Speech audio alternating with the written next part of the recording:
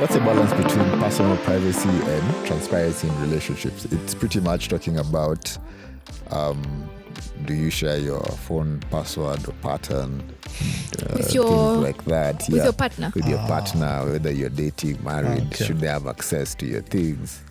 Yes.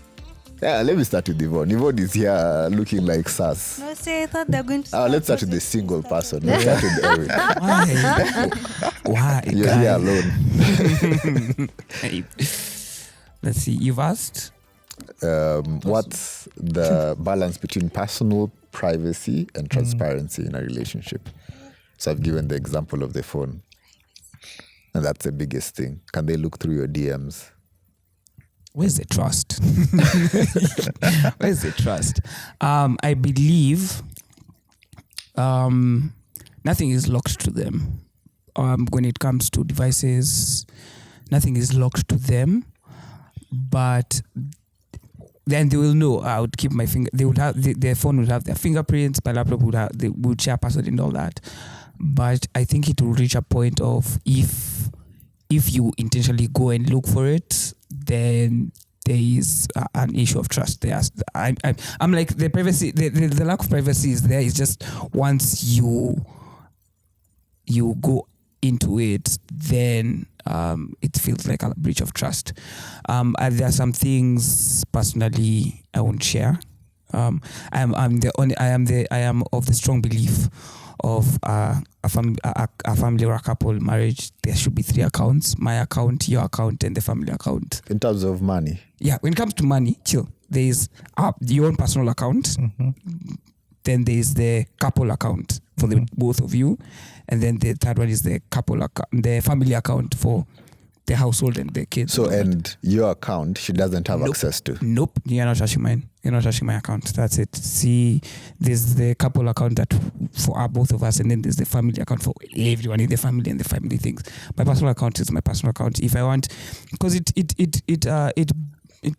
think it blocks the ideal of, I don't want to say having a life outside your marriage, because maybe let's say I want to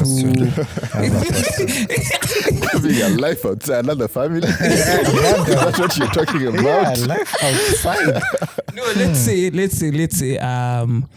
there's this course I want to do that's required me to pay for it. I won't get it from the couple or the family. I'll get it from my own account. Or I want to my annual jumping off a plane. Why not budget for it? Yeah. The family account. Yeah, the family account, because it's not a family purchase. But it's a personal growth thing. But your personal things are family things. Yeah, you're adding to the family.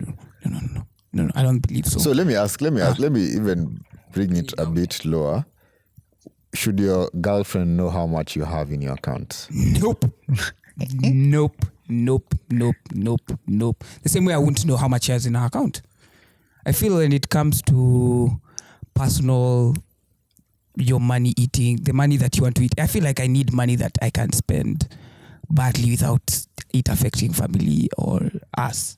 Don't you think you don't trust them?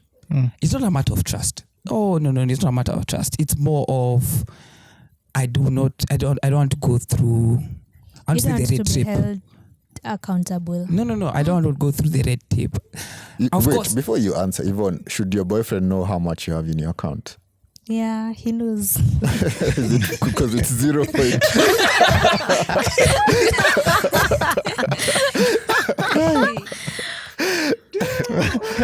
Okay. Yeah, he knows my investment. He knows your investment. Damn, okay. Yeah. Investments, Zakata. Because investments, debts, Jesus Christ, people have debt. Investment debt, credit cards, those ones I feel like, that affects everyone because once, let's say, God forbid, you die, they're the ones who carry that debt, that credit card debt. But when it comes to personal money, there's some things that I want to do without having to consult or explain myself. You don't want to be held. No, I don't want to be held accountable. It's more, They still, you see the same way So our wife would want you to have friends. So the not the question same. Yeah, it's the same way. It's the same way your wife would want you to have friends. The same way it means that you have to have something outside your let me ask, marriage. then this is the question I had put out. What if you budget for a personal expense? Like Eric is married to Linda. So Eric and Linda, each one of them gets a certain amount of personal that they can Spend on what? go on go-karting, hang out with the boys. Why don't you do that? Yeah, chum. Buy a new gadget. Why should you have so if she has a separate account, because you see this is the problem, and that's why I feel like a lot of couples end up cheating, because there's I an feel like account that you don't know you about, need- whether in I'm a forgetting the relationship all the You way have to to stay marriage. dangerous. No. Oh, I'm not saying that you have a joint There's a what- account as a relationship. I'm talking about the I marriage. I'm forgetting the word. What's the idea of living outside yourself? It starts with an A. I forgot in English, guy. As you're thinking. Autonomous. Thank you. I need some autonomy, man. But you can't. It's impossible. You chose to be one. You chose to be one. Thank you. Thank you, Q. Clearly, I'm not gay. It's my own personal opinion. It's not a personal opinion. I feel like this is a conversation I'll have with my wife, not on this podcast. Leave me alone. No, we're telling you Actually, what will happen. let me give. I don't know if it's a hot take, but it's probably a hot take. I think once you're married, you shouldn't have friends that your partner does not know about. Yeah, for sure. Yes, So you saying you should have a life outside of your partner doesn't make sense. I can hang out with people that my wife knows about, but doesn't mean that she needs to come out for the hangout.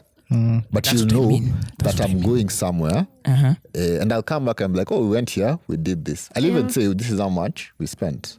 That last part. That's a problem for you. That's that last part, because how much I'm going to spend the money though? It's from my account, my personal account. So when you get married, is it your money and her money, or is it our money?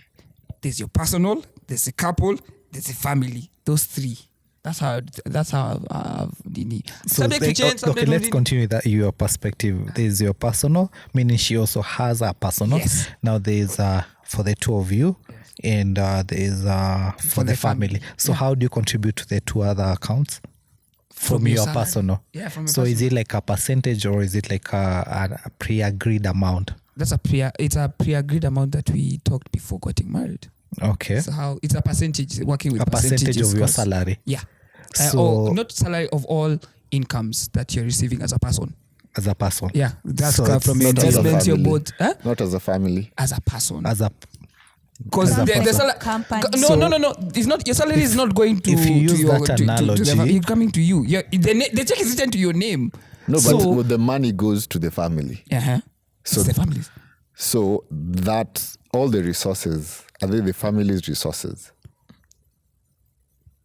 If you want to, Based on you. That's what I'm asking. based on, You.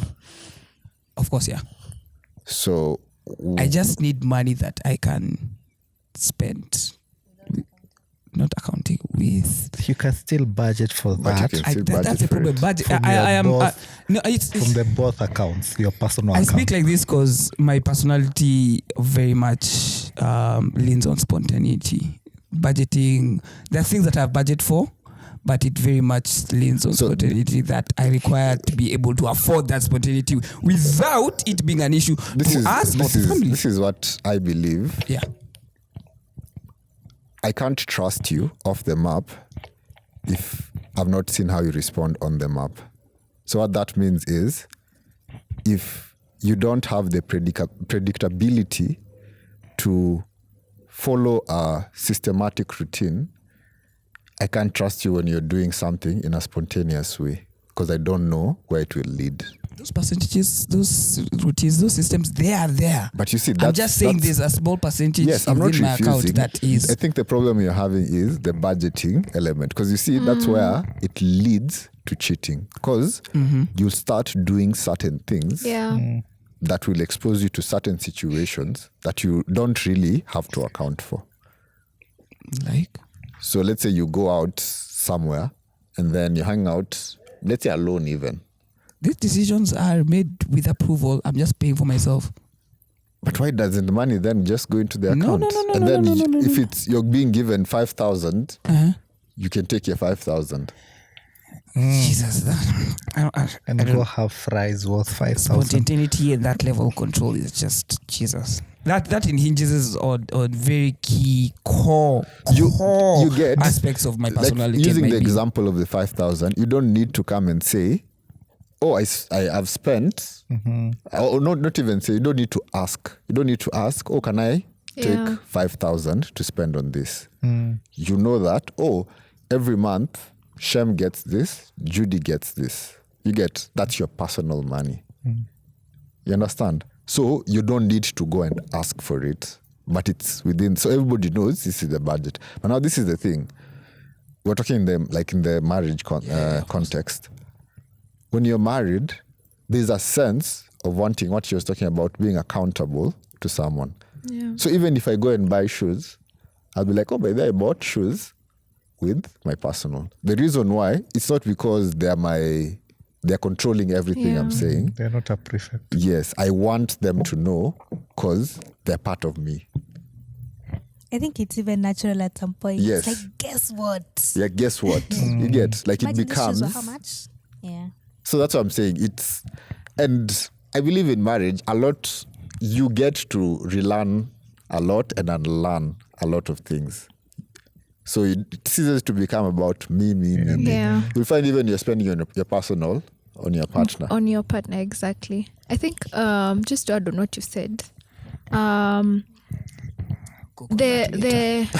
aspect of Switch off my microphone. accountability. Don't switch off your mic. The aspect of accountability is also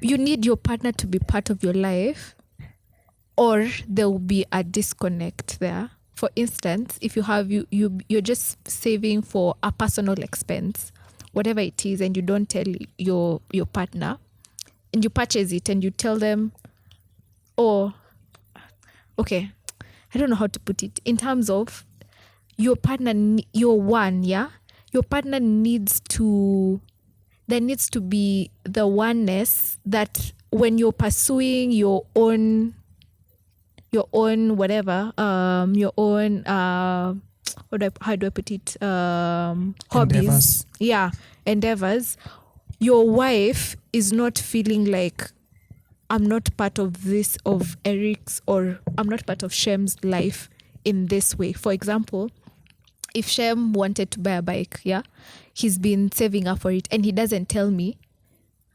So it's like his biking life is his. I'm not part of it.